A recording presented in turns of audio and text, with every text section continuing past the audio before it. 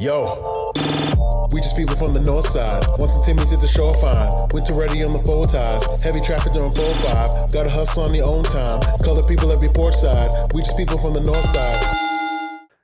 Hey guys, what's going on? It's your host, your boy George Mackay, and my PIC in podcasting, the one and only Michelle Arrujo, the voice of reason.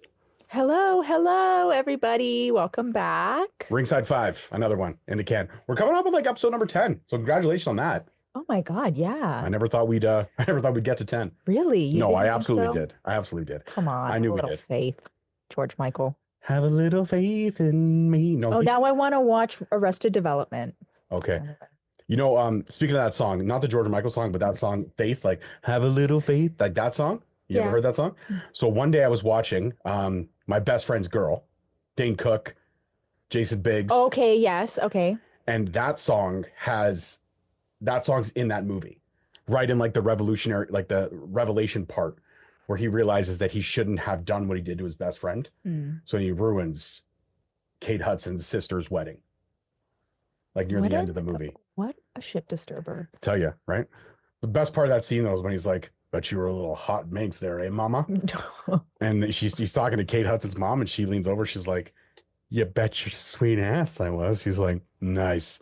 Are we gonna do this?" And he just pulls down his pants, and he's like, "It's not gonna suck itself, mama." Oh yeah, hilarious. That's crazy. He should meet up with the mom from Wedding Crashers. Oh yeah.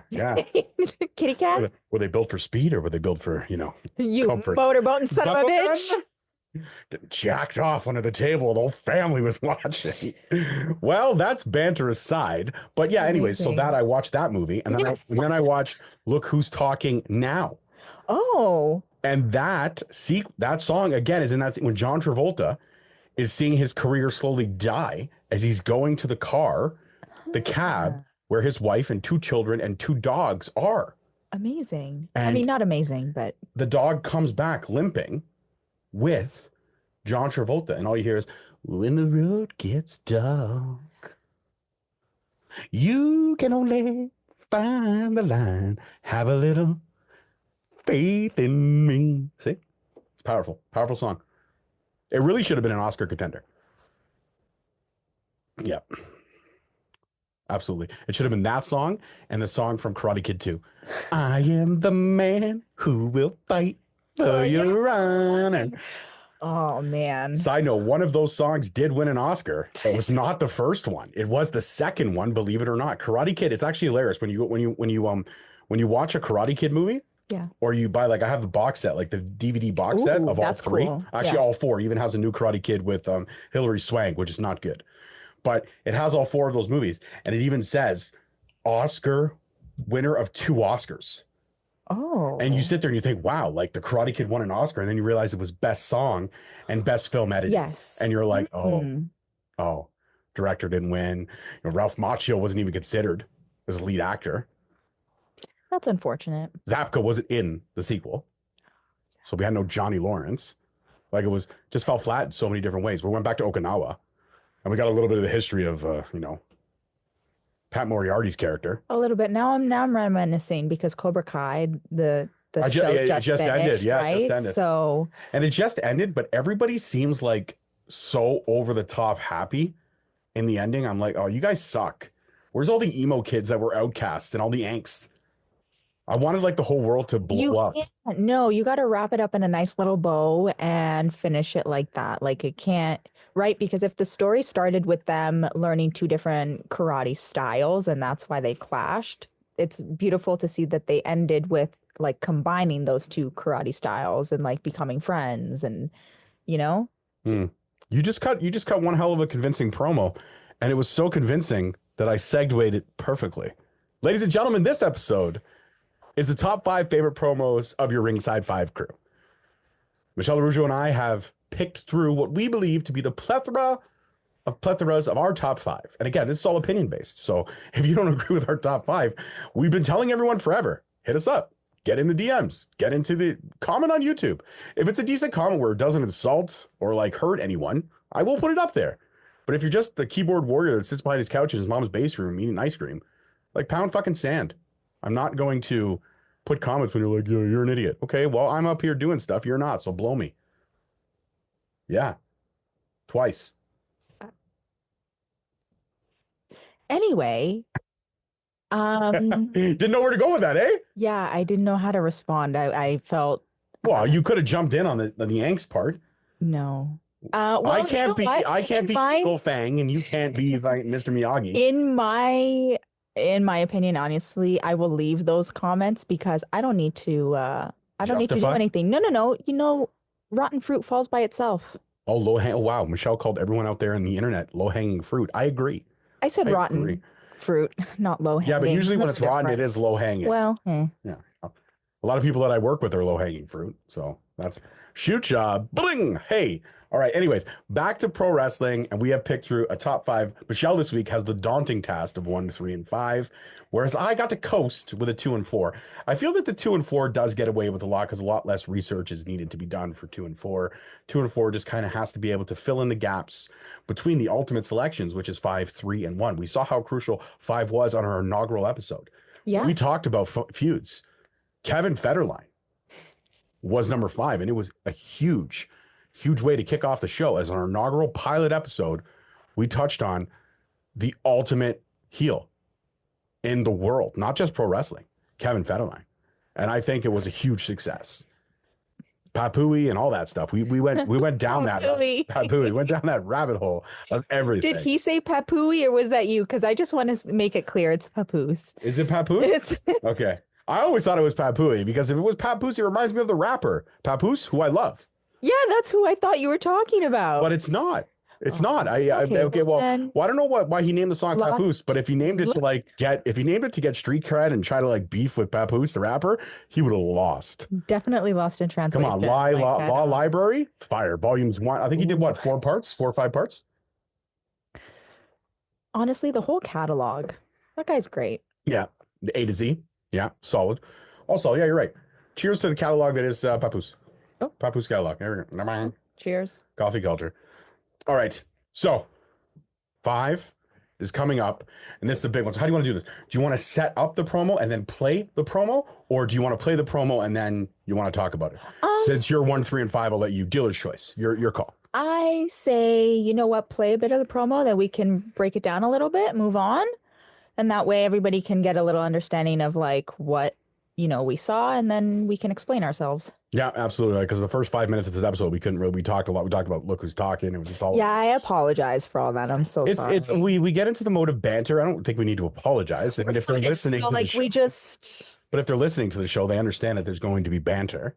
I hope so. I mean, have a little faith in me. How did you get us back there? It's really that easy. All right. Ridiculous. All right. Okay. So, ladies and gentlemen, this is Michelle's number 5. Yes. And this promo is something that wrestling fans, I've even said it in a few episodes. That's why I chose it. I was like, how fitting is this? You've got to choose this one. So this is from 1992, ladies and gentlemen. That's all I'm going to say. Enjoy the minute and a half we're going to play this promo. And hopefully we get to the part before we have to say goodbye. But this is a short promo. But you're going to, and also while the promo is playing, if you're watching on YouTube, you're going to see our reactions. It's going to be iconic. All right, by virtue of winning the Royal Rumble, we have a brand new World Wrestling Federation champion as the press watches on. At this time, to present the title belt to the new champion, our president, the distinguished Jack Tunney. Congratulations, Ric Flair, on becoming the undisputed champion of the World Wrestling Federation. Let me just say, after Vera distorting the belt to proclaim me the real world champion, I'm going to tell you all, with a tear in my eye, this is the greatest moment in my life. When you walk around this world and you tell everybody you're number 1, the only way you get to stay number 1 is to be number 1. And this is the only title in the wrestling world that makes you number 1. When you are the king of the WWE. You rule the world. Think about it like that, Mr. Perfect. Guys, with a tear in my eye. I mean, how iconic. Mm-hmm. Okay. He enters the Royal Rumble at number 3. And lasts just, I think, just over 60 minutes or 60 minutes or just thereabouts. Mm-hmm. Since then, the record has been broken, but this was a record for quite some time anyways. Yeah, I mean, this happened in 1992, right? So there's been a lot of time happening since then. A lot of time, a lot of hair. Oh, yeah, that was my first thought, that like Ric Flair looks great. He looks great. But, this was also forever ago. But Forever. I mean, listen, I was born in 1991. So me saying 1992 was forever ago really isn't, that really bad. She always has to throw that out there. She always has Oh my God. throw that out there. I was born in 1991. Okay, so I was born in 83. So what's your point? I was just saying. Yeah, I'm a little sensitive about that. I'm over 40, okay? It sucks. It sucks. You're going to get there sooner than later. Yeah, I will. But let me bide my time over here. Let me enjoy it. Okay, fine. You can enjoy it. But I just thought that it set kind of that blueprint between tying in reality to a promo. We all know that like a great storyline, a great anything to do in this business needs to involve like that emotional attachment, not only from the person speaking, but like from the audience. That's what you're trying to do, right? You're trying to pull on their emotions, whether it's their good emotions or their bad ones. You're trying to pull on those bitches. And and to start the promo by saying like, with a tear in my eye, this is like the greatest accomplishment. Like this is the greatest thing ever. And then, I mean, they kind of rant off. They do the whole bunch of woos. They do, I told you so. Like, it's very celebratory, but I just thought it kind of set the tone and the blueprint for like how a promo should be kind of set up, because it was very in the moment, right? It's right after the match. So you're coming off that adrenaline. So you can definitely see and feel it. But they all kind of managed to still stay and steer that ship on home, even though it was a little chaotic. And people forget that these are live cut promos. These aren't pre-recorded. Yeah. This was during pay-per-view. So this is right after the Rumble match. He goes back and he cuts that promo. Yeah. Immediately with Jack Tunney. And I mean, even with Jack Tunney to say the undisputed champion, that was, I believe, one of the first times I ever actually heard that phrase in professional wrestling. I think so. And this was, we know what's cool about this promo too, is that this was one of the few times where Ric Flair did not book himself as champion. So this is a true championship win, a true title reign. And this is also when he was like very like against NWA and WCW because they had screwed him over. So he went over to the WWE for a bit because he was the hot thing and he wanted to really rule professional wrestling. And then WWE booked him kind of right in the beginning, but then it fell flat near the end of that run. And that's how he ultimately gets back to WCW. But regardless, I mean, yeah, with a tear in my eye, and it's a synonymous promo. It's like this promo, Space Mountain, limousine riding, jet flying, like he coined a lot of phrases, just like, again, Dusty Rhodes as well, which I'm surprised that neither of us have a Dusty Rhodes promo. I was just going to say. Yeah. Like, right? I mean, son of a plumber, it's great. Those old school promos definitely did lay the groundwork for the modern promo. And you're right. This is one of the first promos that I can remember. And again, correct me if I'm wrong, where we actually got to hear like the real emotion from someone. He wasn't being Ric Flair at that moment when he said tear in my eye. I believe he was being Ric Flair, the man, not Ric Flair, the professional wrestler. I think that was genuine emotion when he's like, with a tear in my eye, because this is not somebody who was supposed to be in WWE, let alone win the ship. So kind of a cool, I guess, juxtaposition there. If you I just think that moment was great because, again, he's coming right from the match. So there's, again, all that adrenaline. He has all these emotions, right? Like, I think we've seen it throughout the ages of wrestling that when someone wins a title, there's a lot of times where you do see emotion behind it. Like you do see that little bit of like, oh my God, like this is really happening because they're in the moment.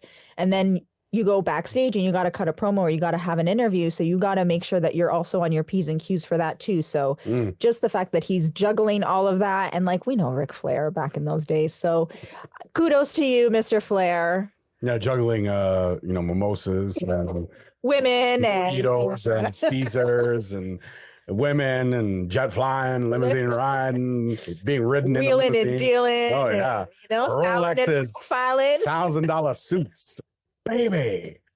Yeah, you know what? This, and even like, I look at some like the classic guys who weren't really like the big time main eventers, but they coined the promos or coined phrases. Like Ted DiBiase is one of the early guys I can remember him actually having a legitimate phrase, which everybody's got a price for the $1 million man. Like it's iconically genius. So kudos on number 5, solid. And see, this is now pressure filled, right? Because I have to show and prove for number that there was something better than that. And I think I may have found it. And this was in the only 4 years later, really. 1996. We're getting a changing of the guard. We're getting a changing of the attitude. We're getting real. And we're getting the biggest heel turn of professional wrestling up until that point. That's right. The ultimate babyface, Hulk Hogan, has turned heel, Bash the Beach. He was the third man. And now this is the first promo that the NWO is cutting together for the first time. So check it out. Soak it in. Revelation. And remember the beginning of every NWO promo. That voice was so fucking iconic. The following announcement has been paid for by the New World Order. It's a tough job, but somebody's got to do it. People are wondering who's going to be next. Don't call us, we'll call you. Yeah, it's invitation only there, chicos. Well, you talk about the money. You talk about beating people up. Well, it's a new world order, and I hope it's okay because there's nothing you can do about it. That's right. Power, fame, money, and now our own corporation. You know, think about it. NWO. We're new. We're taking over World Championship Wrestling, and we're giving all the orders. It's the new way. Is that okay, Billionaire Ted?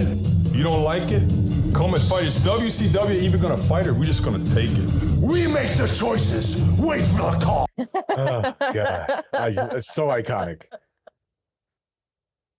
So, I mean, and the reason why I chose this promo is I don't know if you've been watching. Have you been watching LFG?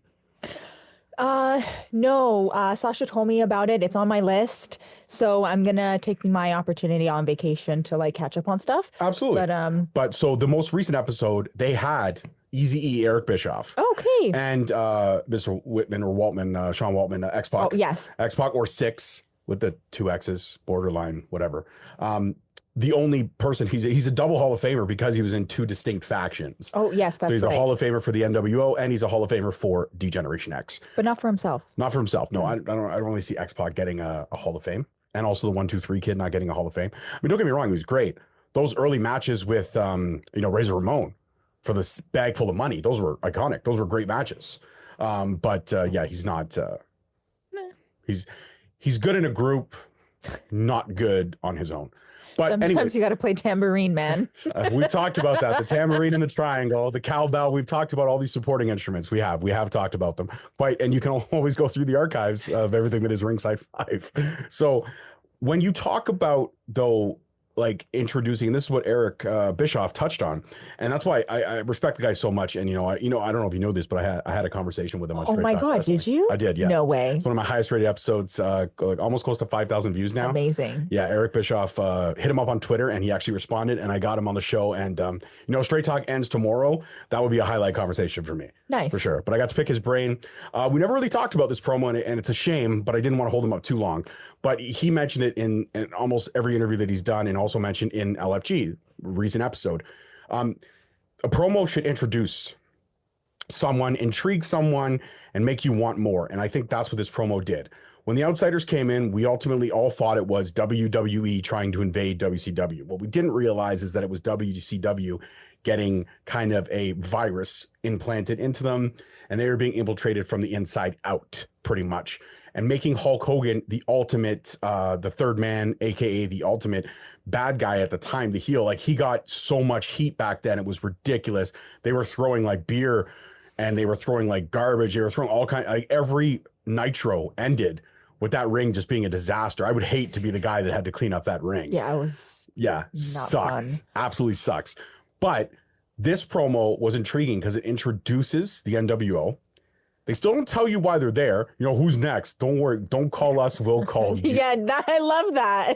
And even like taking shots at the Razor Ramon character by throwing out the word Chico, which is synonymous with that character. Yeah. So these little digs, and then is that okay, Billionaire Ted, which makes you wonder, hold on, I thought these are contracted wrestlers in WCW. So they work for, do they work for Ted Turner? Hold on. What are they like this? This promo did blur the lines, but it also intrigued you and it pulled you in, which is ultimately what a promo is. And again, going credit from that Ric Flair promo, giving you that little bit of realism, kind of letting the curtain slip away, but then closing the curtain abruptly. This peeled the curtain back, but it peeled the curtain back to another curtain, which is super cool. Yeah. Inception. So dreidel spinning aside, this was one of my all-time favorite promos. I remember watching this promo after Bash at the Beach. I remember watching the following Nitro, and this was the promo that came out, and they didn't even have the shirts yet. The NWO shirt wasn't there. The logo had just kind of been revealed. So this would go on to be the iconic, shirt of all shirts that would go on to sell a crap ton of merchandise. So, and Kevin Nash hit it on the head, money, power, fame, and now our own corporation. So it introduced the New World Order, but it also made you wonder what their intentions are. It left a lot of questions on the table, and it didn't give too many answers, but it made you want to tune in the next week to find out more. So, I mean, I love this promo. So what do you think of number 4, and who do you got for number 3? So I think number 4 was pretty solid. I think you hit it right on the head right there at the end, that like it gave you everything that, especially an opening promo, like a first promo is supposed to give you. You see, okay, you're like, okay, there's 3 people. We know who they are. We already kind of know a little bit. They didn't give us too much. But now we're like, okay, so what are they doing here? And what's their MO? What's the end game? Yeah. Right. So I thought that was really cool. For number 3, I was trying to figure out a cool way to segue, but my brain is on autopilot. Well, you can go with here. I will, since I am the segue king. Yeah, the segue king. And we go from NWO being introduced to someone introducing their frustrations about still not being able to main event a WrestleMania. Yeah. Somebody whose literal opportunity was stolen from him. And we also wanted to go with something, or Michelle wanted to go with something a little bit more relevant to our time period now. And it's great that out of all the promos in pro wrestling history, even the promos by this individual, which have been literally named as some of the best promos ever, 2 words, pipe bomb. I mean, he doesn't call himself the best in the world. True. For nothing, True. Right. So do you want to set this up? Go ahead, set this clip. Sure. So I just want to set it up by like every other promo that we've chosen has happened quite some time ago. Maybe a healthy amount of time ago. This one literally happened weeks ago. Like literally weeks ago, Monday, March 3rd, to open up Raw. We did have somebody, CM Punk, let's just name him now.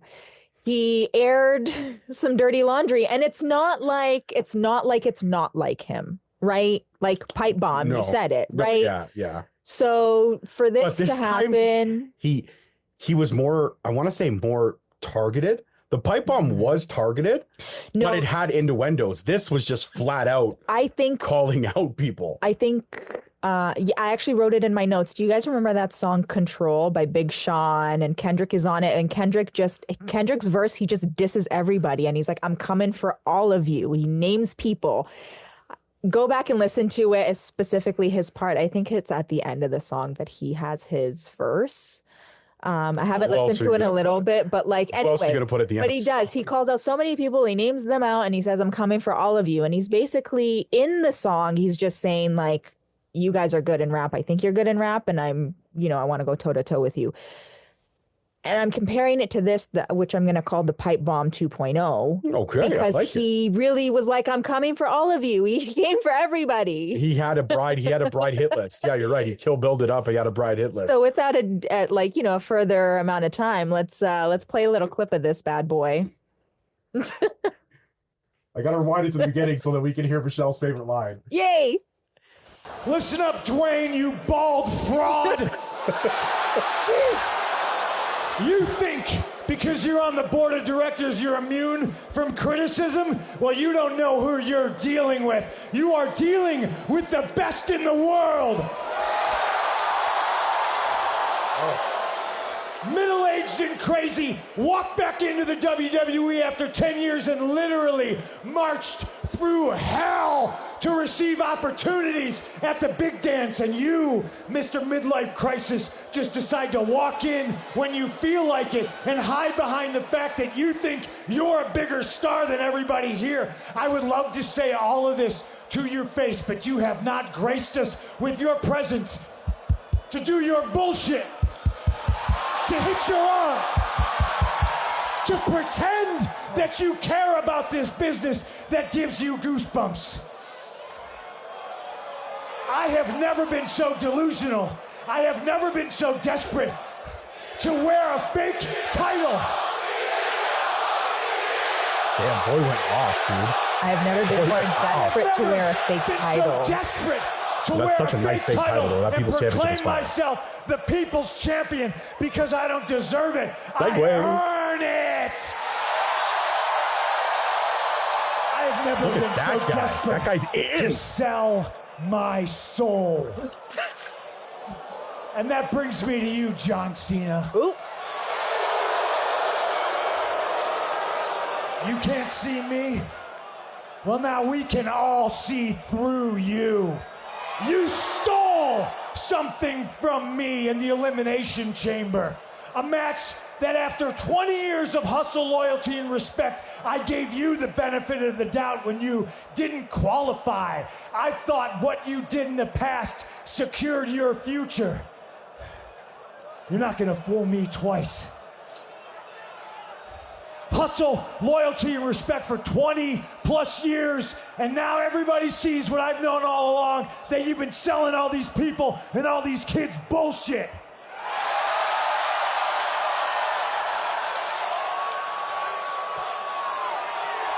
Who gave up in the Elimination Chamber? It wasn't me. You'll never see CM Punk give up on his dreams of main eventing WrestleMania. Ironically, Mr. Don't Quit, Mr. Don't Give Up, you gave up on yourself. You gave up on all of these people. You gave up on all those kids.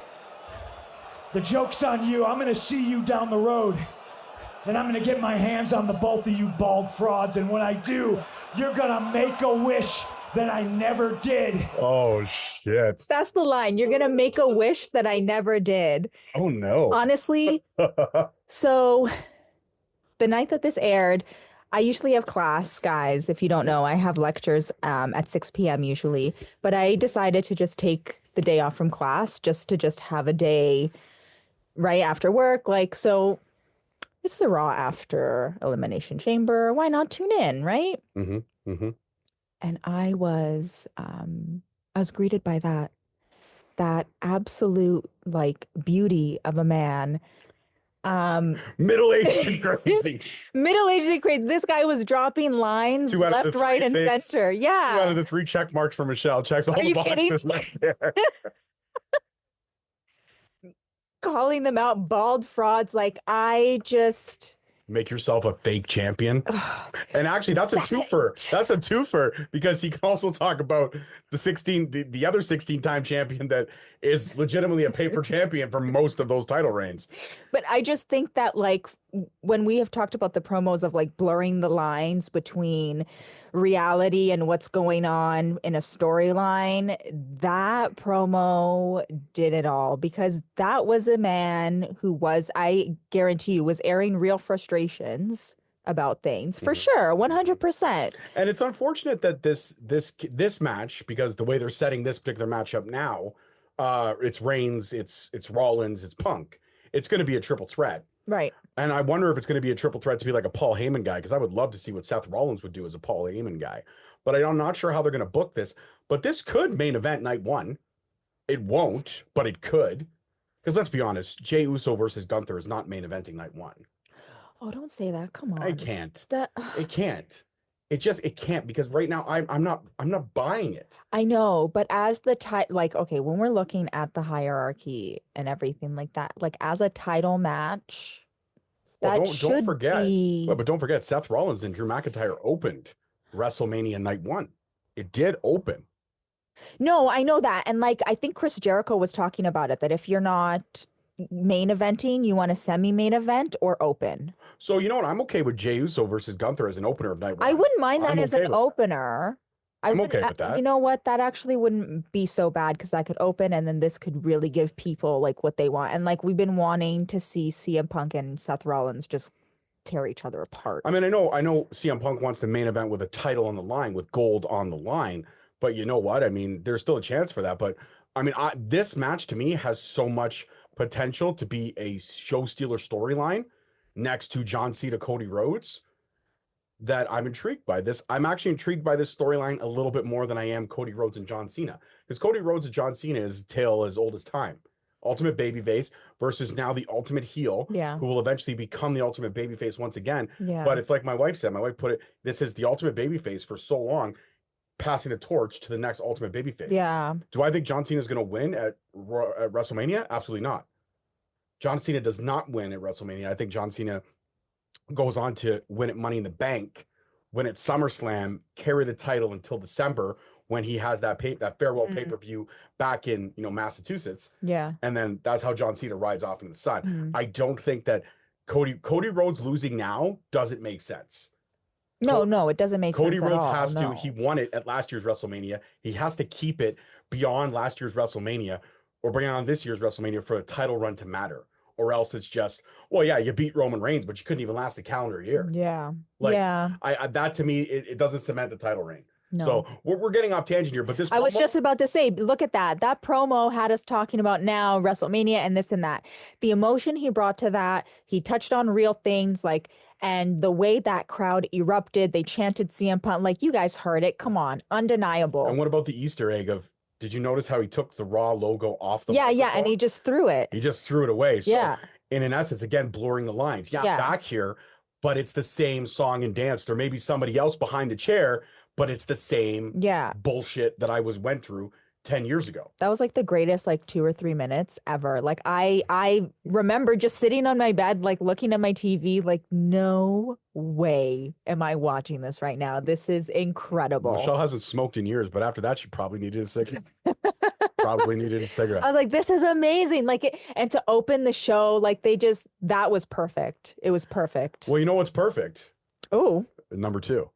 Because number 2 segues perfectly. You tie in CM Punk with ultimately the next best promo man in professional wrestling. And I say promo man because this is not a professional wrestler, but this is an owner of a one-time, glorified wrestling company that everyone remembers as a legend and lore now of ECW.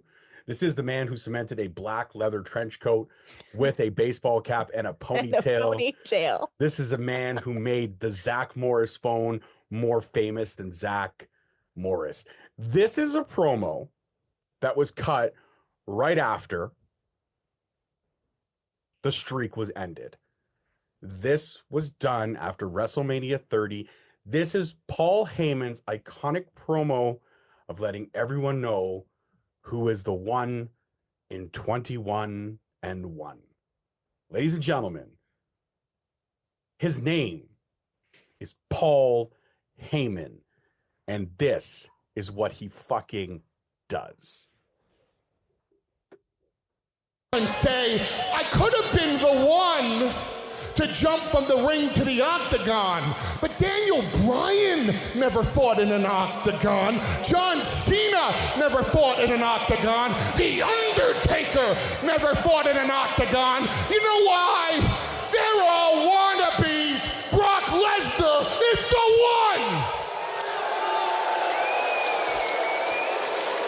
There's a lot of people who wanted to be the NCAA Division I Heavyweight Champion, the Ultimate Fighting Champion, the Undisputed WWE Heavyweight Champion.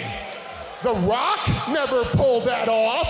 Hulk Hogan never pulled that off. Stone Cold Steve Austin never pulled that off. Know why? They're all wannabes. Brock Lesnar is the one. And then you got a bunch of guys in the locker room last night coming up to me saying, hey, Paul, I could have been the one to break the streak. I could have beaten The Undertaker. So why didn't you? Randy Orton didn't break the streak. Shawn Michaels didn't break the streak. Triple H didn't break the streak. Know why? They're all wannabes. Brock Lesnar is the one, because Brock Lesnar is the one in 21 and 1.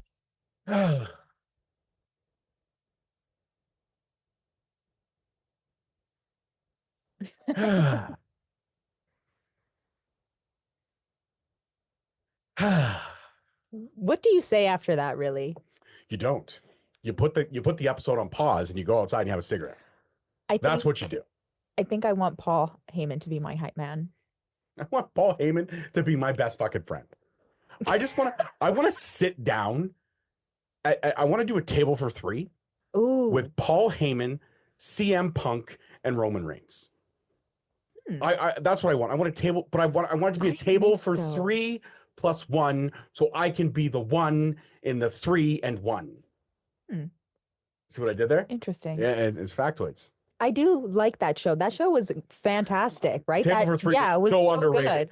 And it was sad because they really did put together a whole, and it was cool because, yeah, okay, they're eating, whatever, but it was so cool because you got to hear some stories that you never heard before. And it was a show to reminisce. And I really did enjoy it. I love some of the tables for 3.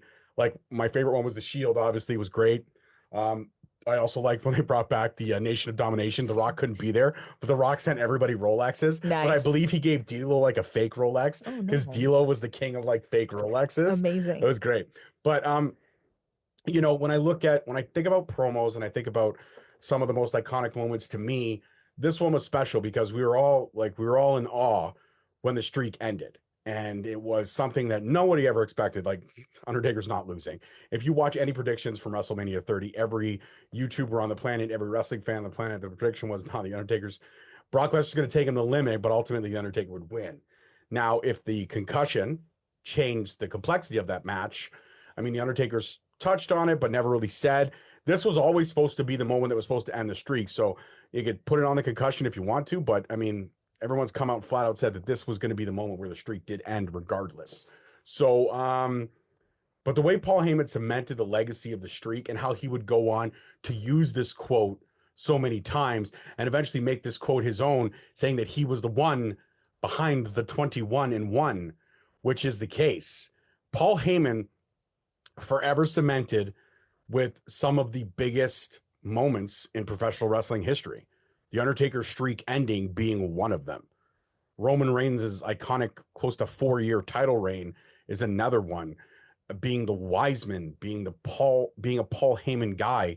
And now we hear whispers of Braun Breaker is working with Paul Heyman, not so much as a Paul Heyman guy, but just working on his promos and his ability, because I guess Braun Breaker is the next man up. This is the guy that they see. And I look at wrestling 10 years from now and I see a Carmelo Hayes versus a Braun Breaker. I look at WrestleMania for 10 years from now and I look at who's there and I see that the future is very bright for the WWE and who they're developing in their own stars. And then I look at, legends and future greats and I see some potential in some of these young kids that they're doing. And it's kind of cool getting to see the whole system start from beginning to end. And, end being the ultimate guy. And you look at who carried the company from 2013 to where we are now. You look at the Roman Reigns, you look at the Seth Rollins, you have to also have John Moxley / Dean Ambrose in that conversation, because these were the guys that were developed within the WWE system after they got picked up. So I look at everything that Paul Heyman has touched. Everything that Paul Heyman touched ultimately turns to gold. Now, granted, ECW had its financial woes, but still, the stars and the longevity of the careers that came out of that. And let's not forget, Paul Heyman himself is in the Hall of Fame. RVD, Hall of Fame, right? I mean, these are guys that ECW, the Dudleys, Hall of Fame, the Hardys, Hall of Fame. The Hardys were WWE, but still, they went extreme because they had to. But you look at, well, they're not Hall of Fame yet, but they should be. But you look at all the guys that came out of there, even Eddie Guerrero had a stint, Rey Mysterio had a stint. They're Hall of Famers. You look at anybody that kind of had a stop off in ECW, Stone Cold Steve Austin. I mean, they all are Hall of Famers because of having great careers, but also they have Paul Heyman sprinkled in there at one point or another. So I'm going to say that Paul Heyman makes a Hall of Famer. That's how I'll put it. That's my stance. And Paul Heyman is our number 2 spot. And you can't talk about great promos without having Paul Heyman on this list.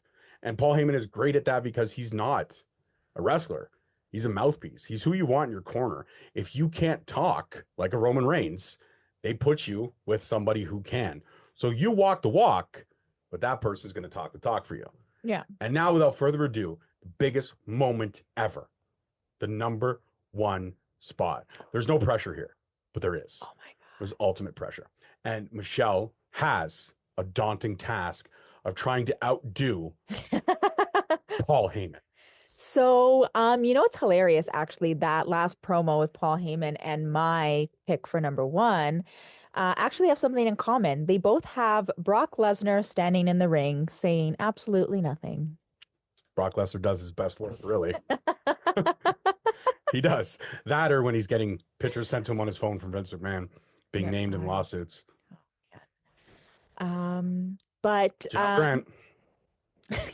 my promo it comes from No Way Out 2004. We really did go all. We didn't go too far. We went 2 in the 90s, 1 in the early 2000s, 1 in the mid 2000s, and 1 recently. Yeah.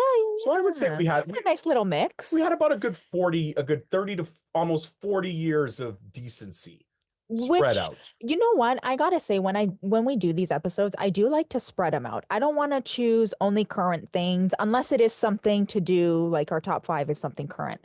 But when it's like so widespread, I really do like to touch on all the different eras. Like, wrestling's been around for a really long time, and you got to give credit where it's due, especially with the ones who paved the way. Absolutely. I love that. And that's why she's here, ladies and gentlemen. She's not just someone who has an ego. She, and believe me, if I had pushed record 2 minutes earlier in this episode, you would have fucking heard it. You would have heard it. This is what you would have heard. Oh my God. Like, my eyebrows look amazing. My skin I look amazing. And then she looks over at me and she says, well, at least the right side of the screen. I didn't see that. Oh my God. You know what? I should have. Ladies and gentlemen, No Way Out promo. It's coming your way. And who does this feature? Did you mention who this No, I didn't. So I did say Brock Lesnar's here, but his opponent for No Way Out in 2004 was none other than Eddie Guerrero. Love it. And I think this would top the list for like a lot of people. Given my 5 and number 3, we can tell that like I want someone who's going to bring the emotion. I want someone who's going to blur the lines, bring in things from reality, but tie it into what we're here for now. And I think this promo encompasses everything that I look for when I'm like, I want to be pulled into something. This was it. So this promo was great. The 5 minutes beforehand, slightly borderline racism from Brock Lesnar. I mean, I'm just gonna, if nobody knows this promo, you can search it up, but I'm just gonna say this 3 words: Brock Lesnar sombrero. I'm gonna leave it alone at that. There also is a mariachi band. Yeah, a lot of things go off the rails, but without further ado, this is where the promo gets fired. Everything leading up to it was wow, it was borderline offensive. Well, Brock talks a little bit before Eddie does, and then Eddie has to like kind of step in and save everything a little bit. I am an addict. See, Brock, about 3 years ago, Holmes, in Minneapolis, Minnesota, vato, your home state. That's right, vato. In the shower, in the locker room. Oh, man, I was high, bro. I was high.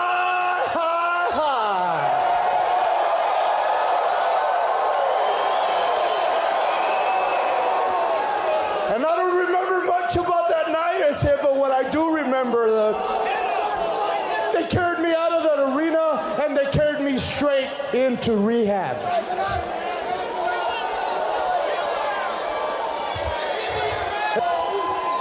Day by day, by the grace of God, I have earned my way back into this ring, man. Day by day, by the grace of God, I have earned the respect of my kids again. Day by day, I have earned my life back. And see, Holmes, when I stand across you and I see that across your waist, you know what that symbolizes for me, I say? That symbolizes for me, I'm sorry. That's my way of telling my family I'm sorry. That's my way of telling my kids I'm going to provide a better way of life for them. I'm going to get the bikes that they wanted. I'm going to give them a better education. That's my new addiction, home. See, when I step into this ring, yeah, bro, I am addicted. I'm addicted to the high that I get from them.